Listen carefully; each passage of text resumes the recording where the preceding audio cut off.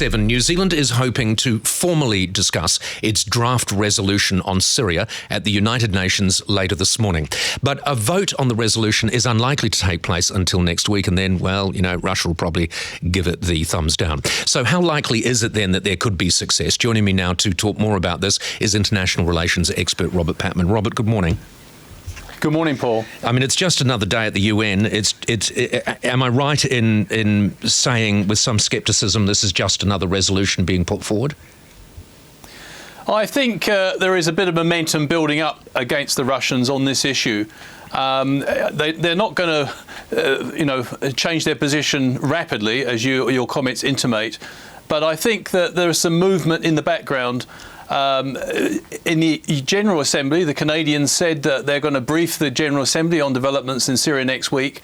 So the 193 members of the General Assembly, I think, are getting sick and tired of this appalling situation in Aleppo.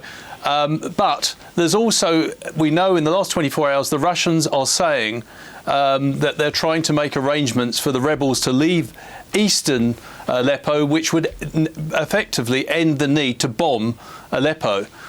So there is some movement there, and I think the New Zealand initiative is well timed. It follows hot on the heels of the French initiative last weekend, which unfortunately was vetoed by the Russians.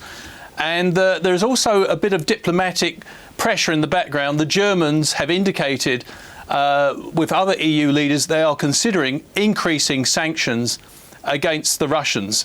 And so that may be why the Russians have now organised a meeting in Switzerland this weekend coming up on a multilateral basis to discuss the Syrian crisis. Is it that we just care about people and the Russians and the Syrians don't? I mean, I get the feeling that they genuinely don't, for want of a better term, give a shit about the 250,000 women and children who are innocent captives, if you like, in East Aleppo. Well, Mr. Putin runs an authoritarian regime, and it does have elections, but in a sense, it's very much his show, and he believes. He sees the world in sort of realpolitik terms, and he believes that he must support the authoritarian regime of Bashar Assad in Syria, which is largely responsible, by the way, for the rise of ISIS. So there's always been this tension between Russia and the United States, yes, whereby Mr.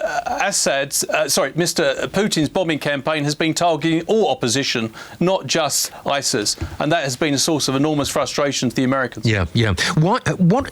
What promotes the continued fight from the rebels in East Aleppo? Because surely they must see, after years and years of battering, their numbers dwindling, East Aleppo being destroyed, the numbers of civilians dropping from over 1 million to now they estimate 250,000, many fleeing, many dead. What keeps them fighting? They must see that they are losing. I think widespread opposition to the Assad dictatorship in Syria, the fact that since Russia's intervention a year ago, the fortunes of the Assad's military regime have revived. In other words, the Syrian army, the Syrian government army, has revived thanks to Russian support, airstrikes, and also advice on the ground. And there's a perception that, this is no time to give up, because the Russians may not be able to maintain this support forever.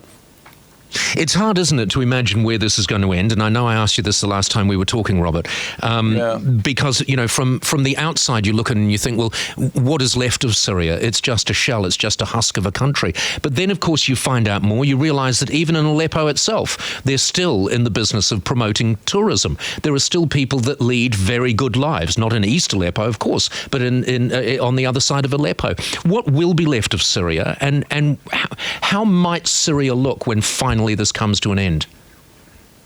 Well, it's an absolute tragedy, and Syria's been devastated by this. We shouldn't forget that Aleppo has been bombed almost into oblivion. More than 250,000 civilians are trapped there. This was the commercial hub of Syria, and it's going to take a long time to revive that prospect if peace comes. But I also think it's testimony to two things, what's happened in Aleppo. First of all, the utter determination of the Assad regime, backed by the Russians, to win at any cost. And secondly, it's testimony to the continuing impotence of the UN Security Council, where partisan members of the UN Security Council can just cynically exercise the veto to protect their political interests. Absolutely. And be indifferent to humanitarian interests. This has certainly shone quite a spotlight on the inadequacies of the United Nations, in particular the Security Council, for that very reason. Robert, thank you so much for your analysis. Thank you for joining us. Thank Robert you. Patman, international relations expert. And sort of every week, aren't we? We're, in our lovely homes. I mean, here we are living in paradise. And I know we worry about our problems and that, and, oh, should I turn the thermostat up on the bloody pool? And every week we are confronted with issues which really, it really makes you think about your own life. And this week for me, and of course there was the picture of the little Syrian boy from East Aleppo sitting in the ambulance, moved to the seat of the ambulance. For me, the picture this week was the young girl. It looked like she was about 8, 9 years old or whatever, living with her family. One of her sisters dead. Her parents killed in a bomb strike. She just picked something up in the street. She thinks it's a toy. She's on her way home. She thinks, well, that'd be a nice thing to take home, and I'll play with that with my sister. The next minute, she's lying in a hospital bed. One of her sisters is dead. Her face smashed to bits down one side, and her arm missing at the shoulder. And so we meet her in her bombed out house, sitting there with what's left of the husk of family that she's got. And her little sister explains that she doesn't talk anymore, and she's a changed person, and she doesn't want to go out because she doesn't like the way she looks, and she doesn't play, and she doesn't smile, and she doesn't talk.